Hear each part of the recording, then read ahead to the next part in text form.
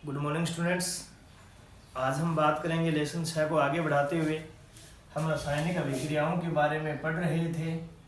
Lesson 6 रासायनिक अभिक्रिया एवं उत्प्रेरक, जिसका नाम था लेसन का रासायनिक अभिक्रिया एवं उत्प्रेरक। इस लेसन के अंदर हम आगे बढ़ते हैं। हम अभिक्रिया के प्रकार कर रहे थे, कुछ अभिक्रियाओं के प्रकार हमने पढ़ लिए थे। आगे इसमें एक दो अभिक्रिया और रह गई, उसकी बात करते हैं। सबसे पहले हम बात करते हैं उपचयन, इसे ऑक्सीकरण भी बोलते हैं, तथा अपचयन की बातें। अपचयन और उपचयन अभिक्रिया क्या होती है? तो अपचयन उपचयन को हम दो भागों में बांट लेते हैं। अपचयन अभिक्रिया अलग पढ़ेंगे और उपचयन अभिक्रिया अलग पढ़ेंगे। अपचयन और उपचयन जो अभिक्रियाएं होती हैं, जो ऑक्सीकरण भी बोल देते हैं इसको, इसमें हम 5 प्रकार से अंतर कर सकते हैं या 5 प्रकार से इनको परिभाषित कर सकते हैं। सभी के बारे में अलग अलग बात करते हैं। देखिएगा, पहली अगर मैं बात करूं उपचयन अभिक्रिया में, तो इसका नाम क्या है? ऑक्सी है। ऑक्सी जो नाम है, ये ऑक्सीकरण के नाम, ऑक्सीजन की उपस्थिति के कारण हुआ है। तो इस अभिक्रिया में क्या होगा? ऑक्सीजन का योग होगा, यानी कि पदार्थ जो होगा उससे हाइड्रोजन जुड़ेगा। जैसे कि देखिएगा, हम बात करते हैं 2Mg प्लस O2 और बन गया 2MgO। आप यहाँ पे देखेंगे कि Mg के पास में कोई ऑक्सीजन नहीं है, इसके साथ में ऑक्सीजन जुड़ी और यहाँ पे Mg के पास क्या आ गई? ऑक्सीजन आ गई, यानी कि ऑक्सीजन का क्या हो गया? योग हो गया, या कहें कि ऑक्सीजन की वृद्धि हो गई। उसे हम क्या कहेंगे? उपचयन या ऑक्सीकरण। इसी प्रकार इसमें देखते हैं, तो आप इसमें बताएंगे कि ऑक्सीजन जो है वो उसको कमी होती है ऑक्सीजन की, या ऑक्सीजन जो है वो निकल जाती है। जैसे कि देखिए, हम इसी को उल्टा करके लिखते हैं 2MgO और ये बन जाता है 2Mg प्लस O2। तो देखिएगा, Mg के पास यहाँ पे क्या है? ऑक्सीजन है, लेकिन उत्पाद में क्या है? सिर्फ मैग्नीशियम है, ऑक्सीजन इसके साथ में नहीं है। तो यानी कि इसमें ऑक्सीजन की क्या हो गई? कमी हो गई मैग्नीशियम के पास में, यानी मैग्नीशियम से ऑक्सीजन क्या हो गई? बाहर निकल गई। इसलिए इसे क्या कहेंगे? अपचयन अभिक्रिया। आगे देखिए, दूसरी परिभाषा की बात करते हैं। जो उपचयन होता है, इसमें हाइड्रोजन निकल जाती है, यानी हाइड्रोजन का निकलना, पदार्थ से हाइड्रोजन क्या हो जाएगी?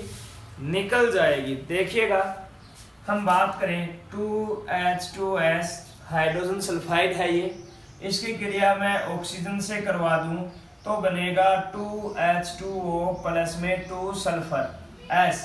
ये जो S है ये यहाँ से अलग हो जाएगा। अब देखिएगा, हाइड्रोजन के पास पहले क्या था? सल्फर था, ठीक है। हाइड्रोजन के पास क्या था? सल्फर था, लेकिन सल्फर जो है अब क्या है? अलग है। इसके पास क्या नहीं है? हाइड्रोजन नहीं है, यानी कि इसमें से क्या निकल गई? सल्फर से हाइड्रोजन निकल गई, यानी हाइड्रोजन सल्फाइड से हाइड्रोजन का निष्कासन हो गया और सिर्फ क्या बची? सल्फर बची, यानी कि इसे हम क्या कहेंगे? उपचयन। इस अभिक्रिया में क्या होगा? हाइड्रोजन का योग होगा, यानी हाइड्रोजन जो है वो किसी पदार्थ के अंदर क्या होगी? जुड़ेगी। जैसे कि देखिएगा, हम बात करें CH2 डबल बॉन्ड CH2, इसे हम क्या कहते हैं? एल्कीन कहते हैं। एल्कीन जो होता है, इसकी क्रिया मैं हाइड्रोजन से करवा दूं, जब इसकी क्रिया हाइड्रोजन के साथ करवाई जाती है तो निकल की उपस्थिति में 473 केल्विन पर इसे गर्म करने पर जो एल्कीन है वो किस में चेंज हो जाती है? एल्केन में चेंज हो जाती है। अब देखिएगा, यहाँ पे CH2 के पास कितने हाइड्रोजन है? कार्बन के पास में 2, और ये कितने हैं? 2, यानी एल्कीन के पास में टोटल हाइड्रोजन कितने? 4। लेकिन यहाँ पे देखिए, एल्केन के पास में टोटल हाइड्रोजन कितने? 6। यानी कि हाइड्रोजन की क्या हो गई, वृद्धि हो गई, यानी हाइड्रोजन का क्या हो गया, योग हो गया। इसे हम क्या कहेंगे, अपचयन अभिक्रिया। आगे बढ़ते हैं, तीसरी बात करते हैं। जो उपचयन होता है इसमें विद्युत धनी तत्व जो होते हैं, जिनके पास पॉजिटिव यानी कि पॉजिटिव आयन जिनके पास ज्यादा होते हैं, विद्युत धनी तत्व, वो क्या होते हैं, इसमें से पदार्थ में से निकल जाते हैं, यानी विद्युत धनी तत्वों का निकलना। देखिएगा, अभिक्रिया करवाते हैं, जैसे कि Ki, पोटेशियम आयोडाइड बोलते हैं इसको। इसकी क्रिया में क्लोरीन के साथ करवाता हूं तो ये बन जाता है पोटेशियम क्लोराइड, और आयोडीन क्या हो जाता है, अलग हो जाता है। अब देखिएगा, इस अभिक्रिया में क्या हुआ, आई जो है ये क्या है, विद्युत धनी तत्व है। आई जो है यानी आयोडाइड जो है ये क्या है, विद्युत धनी तत्व है। और विद्युत धनी तत्व क्या हो गया, यहाँ से निकल गया और बाहर इस यौगिक से क्या हो गया, पोटेशियम आयोडाइड से बाहर निकल गया। पोटेशियम ने किसके साथ बंध बना लिया, क्लोरीन के साथ में, यानी कि पोटेशियम क्लोराइड बन गया। आयोडाइड जो विद्युत धनी तत्व था इसको क्या कर दिया, बाहर निकाल दिया। तो जब विद्युत धनी तत्व बाहर निकलते हैं तो इसे क्या कहते हैं, उपचयन कहते हैं। आगे देखिएगा, इसमें क्या हो जाएगा, उल्टा हो जाएगा, यानी विद्युत धनी तत्वों क्या होगा, योग होगा, विद्युत धनी तत्वों का योग। देखिएगा, इसकी अभिक्रिया देखते हैं किस प्रकार से होगा, क्लोरीन प्लस मैग्नीशियम। अब मैग्नीशियम क्या है, यहाँ पे विद्युत धनी तत्व है, इसके ऊपर क्या होता है, Mg के ऊपर +2 होता है, यानी कि ये क्या है, विद्युत धनी तत्व है। यानी कि जो मैग्नीशियम है ये क्या हो जाएगा, क्लोरीन से जुड़ जाएगा, और क्लोरीन से मैग्नीशियम जुड़ जाएगा, यानी कि क्लोरीन के पास क्या आ गया, विद्युत धनी तत्व है। यानी कि क्लोरीन जो है, जो विद्युत ऋणी तत्व है, उसके साथ में कौन जुड़ गया, विद्युत धनी तत्व है, और विद्युत धनी तत्व का क्या हो गया, योग हो गया, या इसकी वृद्धि हो गई। तो इस प्रकार का जो अभिक्रिया है वो क्या कहलाएगी, अपचयन अभिक्रिया। आगे बढ़ते हैं, ये मिटा देता हूं मैं, आपकी समझ में आ गया होगा। इन तीनों में से आप कोई भी परिभाषा दे सकते हैं अपचयन और उपचयन की, या फिर आपको अंतर पूछे तो आप अंतर इस प्रकार से इसमें बता सकते हैं। आगे बढ़ते हैं, देखिएगा, 3 अंतर हमने इनमें कर लिए। आगे नेक्स्ट अंतर करते हैं। चौथा जो अंतर है वो ये है कि विद्युत ऋणी तत्व जो होते हैं, विद्युत ऋणी तत्व क्या होते हैं, इसमें विद्युत ऋणी तत्वों का योग होता है। विद्युत ऋणी तत्वों का योग होता है, यानी कि मैं लिखूंगा Mg + Cl2 और क्या बन गया, MgCl2। यानी कि यहाँ पे क्लोरीन क्या है, विद्युत ऋणी तत्व है, और मैग्नीशियम क्या है, विद्युत धनी तत्व है। अभी हमने इधर बात की थी, तो मैग्नीशियम के साथ क्या जुड़ गया, विद्युत ऋणी तत्व का योग हो गया, यानी इसके अंदर क्या जुड़ गया, विद्युत ऋणी तत्व, और क्या बन गया, मैग्नीशियम क्लोराइड। यानी कि जो विद्युत ऋणी तत्व है इसका क्या हो जाता है, पदार्थ में योग हो जाता है, जिसे हम क्या कहते हैं, उपचयन। इसका उल्टा हो जाएगा अपचयन अभिक्रिया। क्या हो जाएगा, विद्युत ऋणी तत्वों का क्या होना, निकलना, और ये निकलेंगे कैसे देखना, 2FeCl3 प्लस हाइड्रोजन बनेगा 2FeCl2 प्लस में 2HCl। देखिएगा, यहाँ पे Fe के पास में कितने क्लोरीन अणु है, 3 अणु है। यहाँ पे Fe के पास में कितने हैं, 2 है, यानी कि 1 क्लोरीन अणु क्या हो गया, कम हो गया। यहाँ पे 3 है, यहाँ पे 2 है, 1 क्या हो गया, कम हो गया, यानी 1 क्या हो गया, हाइड्रोजन के साथ में जुड़ के हाइड्रोक्लोरिक अम्ल का निर्माण कर लिया, यानी कि 1 की क्या हो गई, कमी हो गई। तो विद्युत ऋणी तत्वों क्या हो गया, यहाँ से 1 निकल गया, तो इसे हम क्या कहेंगे, अपचयन अभिक्रिया। नेक्स्ट लास्ट अंतर की बात करते हैं, 5वां, कि इस अभिक्रिया में क्या होगा, यदि इस अभिक्रिया में कोई भी परमाणु, अणु, आयन या तत्व, अभिक्रिया में उपस्थित कोई भी अणु, परमाणु, आयन या तत्व यदि इलेक्ट्रॉन का त्याग करता है, इलेक्ट्रॉन क्या करता है, त्यागता है, बाहर निकालता है, तो उसे हम क्या कहेंगे, उपचयन या ऑक्सीकरण। देखिएगा, जैसे मैं सोडियम की बात करूं, सोडियम ने क्या किया, एक इलेक्ट्रॉन त्याग दिया और क्या बना लिया, Na पॉजिटिव बना लिया।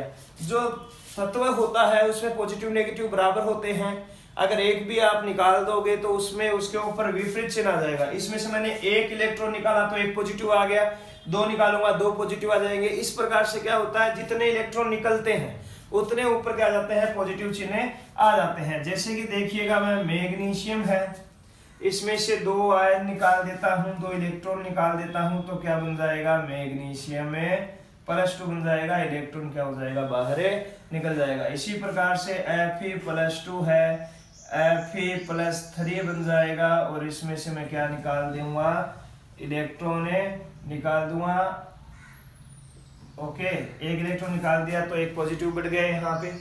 इसमें क्या होगा, इलेक्ट्रॉन को ग्रहण किया जाएगा। जैसे कि देखिएगा, Cl ने क्या किया, क्लोरीन ने एक इलेक्ट्रॉन ग्रहण कर लिया, एक इलेक्ट्रॉन ग्रहण करेगा तो क्या बनेगा, Cl नेगेटिव। नेगेटिव कितना आया, एक ही आया, क्यों आया, क्योंकि एक ही इलेक्ट्रॉन ग्रहण किया है। जैसे कि देखिए Mg है, इस Mg+2 ने, Mg+2 है, इसने दो इलेक्ट्रॉन क्या किए, ग्रहण किए। दो इलेक्ट्रॉन ग्रहण करेगा तो 2 से 2 कैंसिल हो जाएगा और सिर्फ क्या बन जाएगा, मैग्नीशियम बच जाएगा, इसके ऊपर कोई चिन्ह नहीं आएगा। यानी इन्होंने क्या किए हैं, इलेक्ट्रॉन को ग्रहण किया है, इसलिए क्या है, अपचयन अभिक्रिया। तो ये हमारी हुई ऑक्सीकरण और अपचयन अभिक्रिया। आगे बढ़ते हैं, आगे नेक्स्ट अभिक्रिया की बात करते हैं। अब हम बात करेंगे ऐसी अभिक्रिया जिसमें ऑक्सीकरण और अपचयन दोनों साथ साथ चलती हों, उसे हम कहेंगे रेडॉक्स अभिक्रिया। नेक्स्ट अभिक्रिया रेडॉक्स अभिक्रिया, नवीं अभिक्रिया रेडॉक्स। रेडॉक्स में क्या होगा, अपचयन प्लस उपचयन साथ साथ में होगा, उपचयन प्लस अपचयन, अपचयन प्लस उपचयन साथ साथ में। देखिएगा किस प्रकार से होगा ये, जैसे कि मैं बात करूं Zn प्लस CuSO4 और मिल जाता है ZnSO4 प्लस में Cu। अब क्या हुआ यहाँ पे कि ZnSO4 और CuSO4 जो है, इस SO4 में क्या है, ऑक्सीजन है, और ऑक्सीजन है तो किसके पास है, ऑक्सीजन Cu के पास है, यानी ऑक्सीजन की क्या है यहाँ पे, वर्दी है। अब इससे क्या बन गया, Cu बन गया। Cu के पास ऑक्सीजन है, नहीं है, इसके पास ऑक्सीजन क्या है, नहीं है। ऑक्सीजन नहीं है तो क्या हो गई, कमी, और कमी होती है तो उसे हम क्या कहते हैं, अपचयन। समझ में आ गया। अपचयन में क्या होता है, पहला पॉइंट पढ़ा था हमने, ऑक्सीजन का निकलना होता है, ऑक्सीजन बाहर निकल जाती है, तो इसमें से CuSO4 में से ऑक्सीजन बाहर निकल गई, क्या बन गया, Cu। अब देखिएगा, इसलिए क्या है, अपचयन। Zn के पास कोई ऑक्सीजन नहीं है, यहाँ पे क्या हुआ, ऑक्सीजन आ गई, यानी कि ऑक्सीजन का क्या हुआ, योग, इसलिए इसे क्या कहेंगे, अब उपचयन कहेंगे। समझ में आ गया होगा, ठीक है। आगे बात करते हैं, CuO प्लस H2, ये बन गया Cu प्लस H2O। देखिएगा, कॉपर के पास में ऑक्सीजन है, कॉपर के पास ऑक्सीजन नहीं है, ऑक्सीजन का कमी या ऑक्सीजन का निकलना क्या कहलाया, अपचयन। यहाँ पे क्या है, हाइड्रोजन है, इसके पास ऑक्सीजन नहीं है, हाइड्रोजन के पास ऑक्सीजन है, तो यानी कि ये क्या हो गया, ऑक्सीजन की वर्दी, और वर्दी हुई तो इसे हम क्या कहेंगे, उपचयन। तो इस प्रकार से वह अभिक्रिया जिसमें उपचयन अपचयन दोनों साथ साथ में चले, इसे हम क्या कहेंगे, रेडॉक्स अभिक्रिया। एक बात और सुनिएगा, आपको इस अभिक्रिया में जब आप एग्जाम्पल लिखे तो आपको अपचयन उपचयन, किसका अपचयन हो रहा है, किसका उपचयन हो रहा है, ये दर्शाना बहुत ही जरूरी है, ऐसे लिखना आपको अनिवार्य है। आगे बढ़ते हैं नेक्स्ट अभिक्रिया की ओर, 10वीं अभिक्रिया जो हमारी लास्ट अभिक्रिया होगी। 10वीं अभिक्रिया की बात करते हैं, जो है ऊष्माक्षेपी ऊष्मा शोषी। इनके बारे में मैं पहले भी बता चुका हूं आपको, फर्स्ट पार्ट जो हमने किया था उसके अंदर, ऊष्माक्षेपी तथा ऊष्मा शोषी अभिक्रिया। ऊष्माक्षेपी ऊष्माशोषी अभिक्रिया क्या होती है? ऊष्माक्षेपी, छेपी का मतलब होता है क्षेपण, क्षेपण का मतलब होता है उत्सर्जन, निर्माण, और ऊष्माशोषी, शोषी का मतलब होता है शोषण या अवशोषण। जिस अभिक्रिया में ऊष्मा का निर्माण हो, ऊष्मा का क्या हो? निर्माण हो, उसे हम क्या कहेंगे? ऊष्माक्षेपी। जिसमें ऊष्मा का क्या हो? अवशोषण, यानी कि वह अभिक्रिया जिसको पूर्ण होने के लिए ऊष्मा की आवश्यकता होगी उसे हम क्या कहेंगे? ऊष्माशोषी। देखिएगा, हमें उदाहरण से बात करते हैं। N2 प्लस H2, 3H2 और बनेगा 2NH3 प्लस में निकलेगी 10.5 किलो कैलोरी पर मोल एनर्जी। समझ में आ गया? ये अभिक्रिया हुई तो इस अभिक्रिया में किसका निर्माण हुआ? ऊर्जा का, और वो ऊर्जा कितनी बनी? 10.5 किलो कैलोरी पर मोल। अब देखिएगा आगे नेक्स्ट बात करते हैं ऊष्माशोषी की।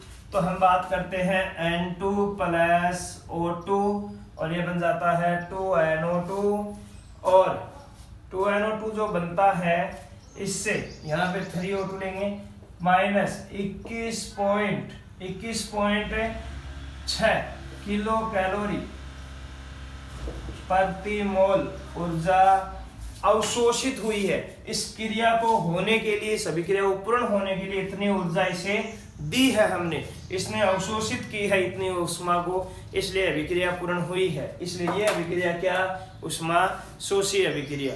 तो ये हमने बात की ऊष्माक्षेपी ऊष्माशोषी की। अब हम अभिक्रिया वाला टॉपिक पूरा हो गया। हमने जो रासायनिक अभिक्रिया जो लेसन का नाम था ये पूरा कर लिया है। अब हम बात करेंगे किसकी? उत्प्रेरक की। देखिएगा,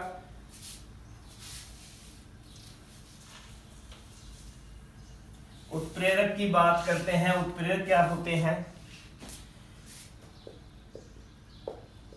तो उत्प्रेरक क्या होते हैं कि वे पदार्थ जो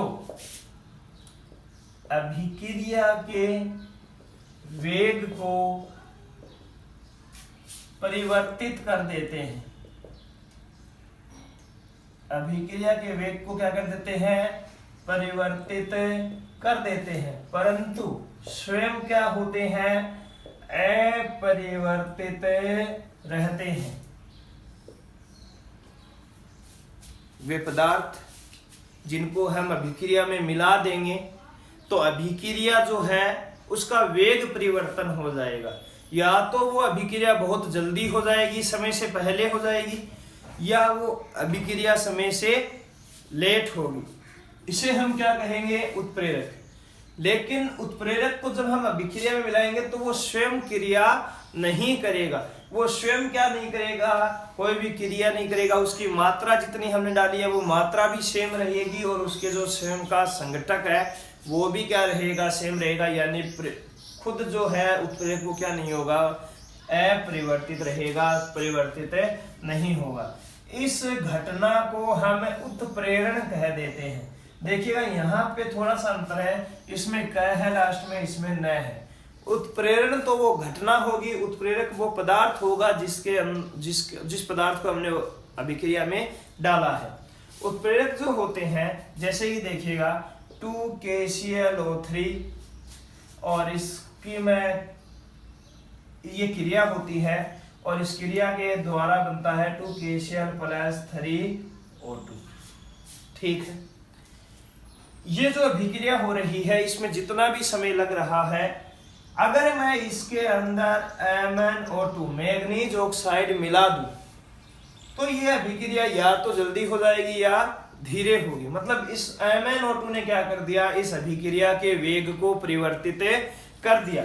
लेकिन खुद क्या होगा? MnO2 अभिक्रिया पूर्ण होने के बाद भी MnO2 के रूप में ही रहेगा, यानी खुद में कोई बदलाव इसमें नहीं होगा। तो ये जो पदार्थ है, इस पदार्थ को हम क्या कहेंगे? उत्प्रेरक कहेंगे। और रासायनिक समीकरण लिखने के टाइम हमने ये नियम पढ़े थे कि रासायनिक समीकरण लिखते समय उत्प्रेरक को हमेशा किसके ऊपर लिखेंगे? तीर के निशान के ऊपर लिखेंगे। तो इस पदार्थ के, इस मैग्नीज ऑक्साइड के डालने से अभिक्रिया का वेग क्या हो जाएगा? परिवर्तित हो जाएगा, इसलिए इसे हम क्या कहेंगे? उत्प्रेरक कहेंगे। आगे देखिएगा, उत्प्रेरक के प्रकारों का वर्णन करते हैं। उत्प्रेरक जो होते हैं ये विभिन्न आधारों के आधार पर भिन्न भिन्न प्रकार के होते हैं। जैसे कि पहला है, हम बात करते हैं उत्प्रेरक के प्रकारों की। सबसे पहले हम बात करते हैं इनकी अवस्था के आधार पर।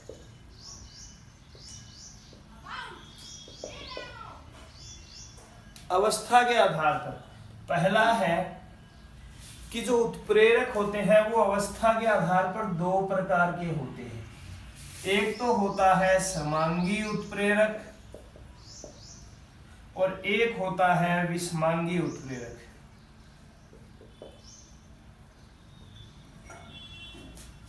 अवस्था का मतलब यहां पे ये है कि अगर अभिक्रिया में अभिकारक, उत्प्रेरक और उत्पाद की भौतिक अवस्था समान है, कि भौतिक अवस्था समान है, तो इस प्रकार के उत्प्रेरक को हम क्या कहेंगे? समांगी उत्प्रेरक कहेंगे। जैसे कि देखिएगा, समांगी उत्प्रेरक की बात करते हैं, CH3 COOCH3, ठीक है। इसकी क्रिया हम करवाते हैं जल के साथ में और बन जाता है CH3COOH प्लस में CH3OH, और ये अभिक्रिया हो रही है HCl की उपस्थिति में। देखिएगा यहां पे ये क्या है? अभिकारक है, ये क्या है? उत्प्रेरक है, और ये क्या है? उत्पाद है, ठीक है। अब अभिकारक देखिएगा, ये जो है ये किस रूप में है? सॉलिड है या क्या है? तो हम देखेंगे ये क्या है? लिक्विड है, ठीक है। H2O को देखेंगे तो क्या है? लिक्विड है। लिक्विड और एक्वस जो होते हैं जलीय विलयन एक ही बात होती है। HCl जो होता है वो एक्वस होता है, जलीय विलयन के रूप में होता है, ये भी एक्वस होता है और ये भी क्या होता है? एक्वस होता है। यानी सभी की भौतिक अवस्था क्या है? तरल है, यानी कि भौतिक अवस्था क्या हो गई? समान हो गई, इसलिए इसे हम क्या कहेंगे? समांगी उत्प्रेरक।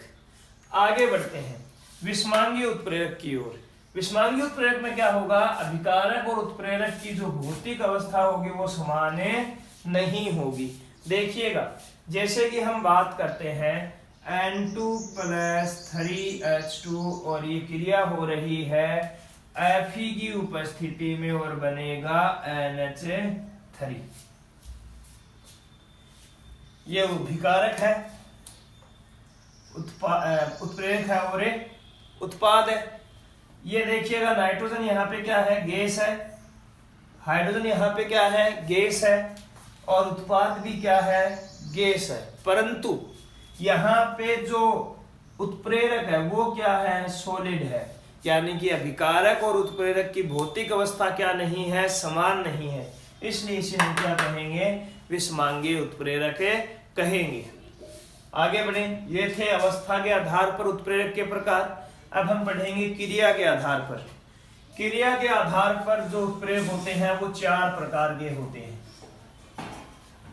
अब हम बात करेंगे क्रिया के आधार पर।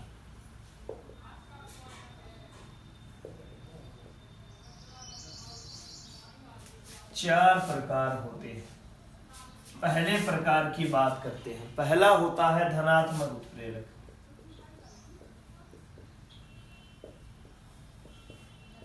धनात्मक उत्प्रेरक वे उत्प्रेरक होते हैं जो अभिक्रिया के वेग को बढ़ा देते हैं। धनात्मक का मतलब बढ़ाना, अभिक्रिया के वेग को बढ़ा देते हैं।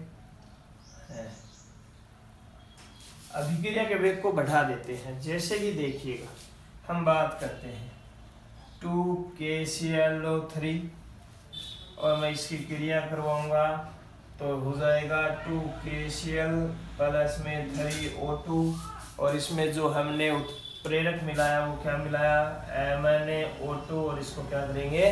गर्म करेंगे। तो ये उत्प्रेरक डालते ही इसकी जो अभिक्रिया है इसका वेग क्या हो जाता है, बढ़ जाता है, यानी कि अभिक्रिया समय से पहले ही पूर्ण हो जाती है। किसके डालने के कारण? मैग्नीज ऑक्साइड डालने के कारण। तो इस प्रकार का जो उत्प्रेरक है ये क्या कहलाएगा? धनात्मक उत्प्रेरक कहलाएगा। दूसरी बात करते हैं ऋणात्मक उत्प्रेरक। ऋणात्मक उत्प्रेरक में क्या होगा? अभिक्रिया का वेग घटा देगा। जो उत्प्रेरक होगा वो अभिक्रिया के वेग को घटा देगा। अभिक्रिया के पूर्ण होने में क्या लगेगा? कम समय लगेगा। जैसे कि देखिएगा, हम बात करें H2O2 की, जिसमें हम ग्लिसरॉल मिलाएंगे और ग्लिसरॉल जो डालेंगे, ग्लिसरॉल डालते ही एक जो क्रिया होगी इसका वेग घट जाएगा और वेग घटने के कारण ये जो अभिक्रिया है ये समय से भी ज्यादा समय लेगी, यानी जिस समय में इसको पूर्ण हो जाना चाहिए था उस समय में ये पूर्ण नहीं होगी, यानी ये क्या है? ऋणात्मक उत्प्रेरक। उससे ज्यादा समय लेगी पूर्ण होने से। तीसरी हम बात करें सवतः उत्प्रेरक। सवतः उत्प्रेरक वह उत्प्रेरक होता है जो अभिक्रिया में बना उत्पाद होता है। अभिक्रिया में जो उत्पाद बनता है वो उत्पाद ही क्या करने लगता है? उत्प्रेरक का कार्य करने लगता है। उत्पाद जो होता है बनते ही उत्प्रेरक का कार्य करने लगेगा। जैसे कि देखिएगा, हम बात करते हैं CH3COO2H5 और इसकी क्रिया करवाते हैं जल के साथ में, तो ये बन जाता है CH3COOH प्लस में C2H5OH। देखिएगा यहां पे एसिटिक कमल बना।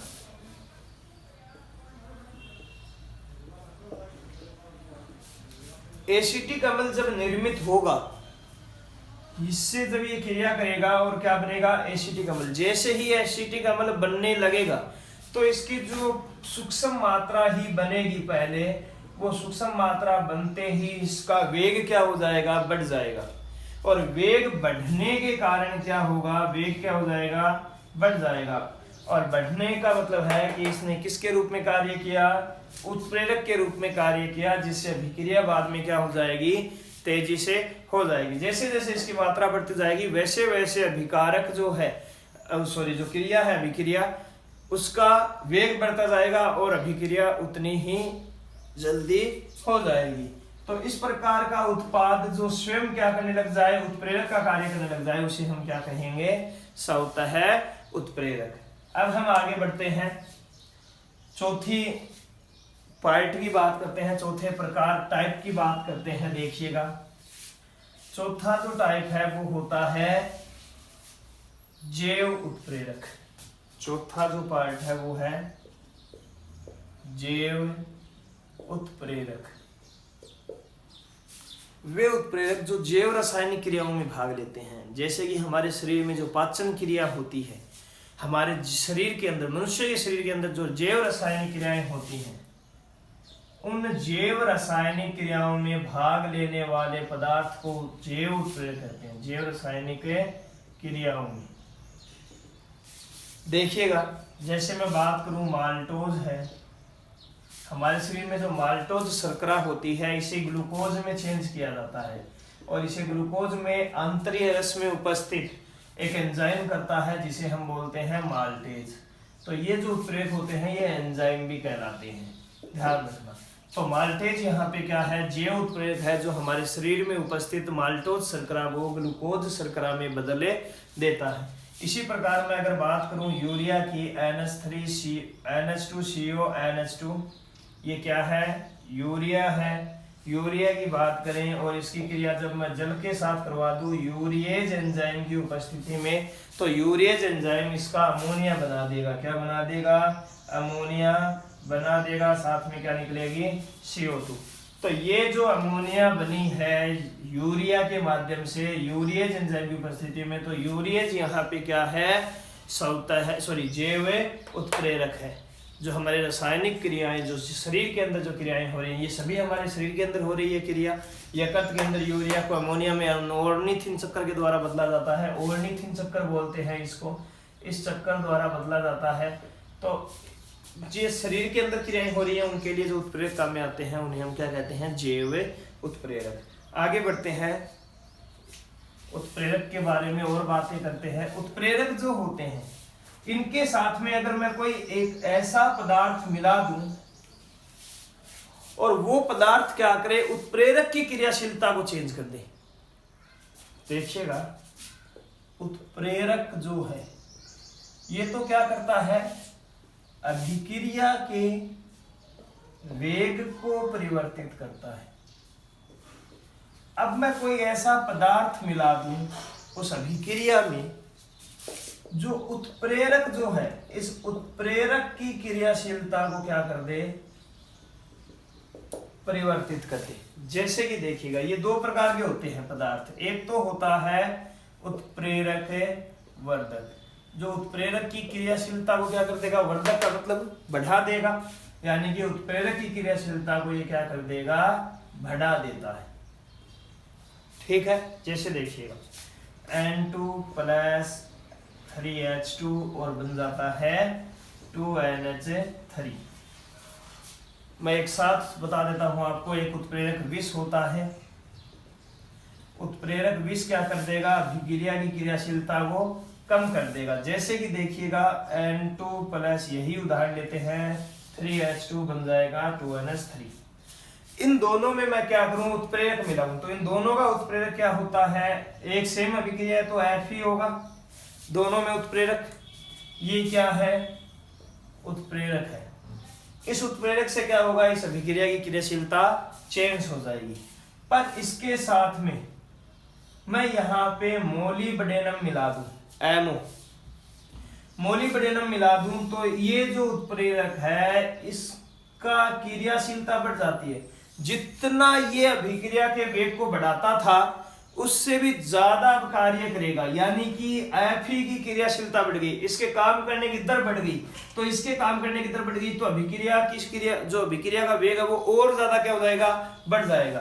तो इसी प्रकार इसमें अगर मैं कार्बन मोनोऑक्साइड मिला दूं, कार्बन मोनोऑक्साइड मिला देंगे तो यहाँ पे कार्बन मोनोऑक्साइड क्या करेगी, उत्प्रेरक विष का काम करेगी। यानी कि Fe जो है इस क्रिया को जिस प्रकार से कर रहा था, जितने समय में कर रहा था, उस अभी इसने क्या कर दिया, Fe की क्रियाशीलता को कम कर दिया, जिससे अभिक्रिया क्या होगी, कम समय में, ज्यादा समय में होगी, कम वेग जो होगा वो क्या हो जाएगा, कम हो जाएगा।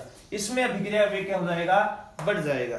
तो इसे हम क्या कहते हैं, उत्प्रेरक वर्धक। ये लेसन इतना ही है, लेसन कंप्लीट हो गया है।